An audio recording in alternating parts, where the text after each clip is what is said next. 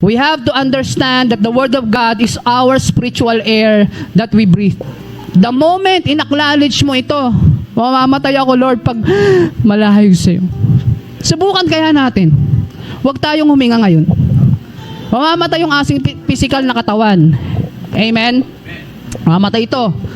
Pero pagtuunan natin ng mabuti yung ating pong spiritual being.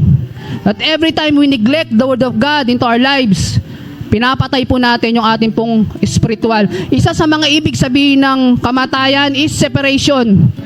Hindi lamang yung pagkalagot ng hininga, kundi yung separation sa Diyos. Ito po, sabi po dito ng Psalms 119:131 ng TPT. I open my mouth and inhale the Word of God. The Word of God should be inhaled. Kasi po kung ano yung ini-inhale po natin, ito po yung i-exhale po natin.